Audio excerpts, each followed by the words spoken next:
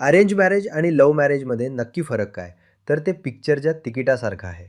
एक ब्लाइंडली विकत घेतलेलं आणि दुसरं ट्रेलर बघून.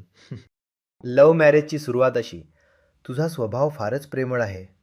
तू खूपच समजूतदार आहेस. अरेंज मॅरेजची सुरुवात अशी, पगार किती? घर स्वतःचं आहे का?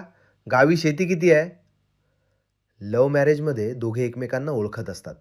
अरेंज मॅरेजमध्ये दोन कुटुंब आधी ओळख करून घेतात आणि नवरा बायको व्हॉट्सॲपवर हाय पाठवून ओळख करून घेतात. एकात आधी मनं जोडली जातात तर दुसऱ्यात बॅलन्स शीट तपासली जाते. पण दोन्हींचा शेवट एकाच ठिकाणी होतो, संसाराच्या रामरगाड्यात. लग्नानंतर मात्र चित्र पालटतं. लव्ह मॅरेजमध्ये पहिल्याच वर्षी रिॲलिटीचा तडाखा. तू पहिल्यासारखा राहिला नाहीस आणि तू बदलली आहेस. अरेंज मॅरेजमध्ये पहिलं वर्ष गोडी गुलाबीच असतं. नंतर दोघेही म्हणतात, चला आता खरं रूप दाखवायला हरकत नाही. लव्ह मॅरेजमध्ये अपेक्षाभंग. अरेंज मॅरेजमध्ये आश्चर्याचे धक्के. पण दोघेही रात्री उशिरा ChatGPT उघडतात. सुखी संसारासाठी 5 टिप्स द्या. म्हणून मला आता एक गोष्ट कळली.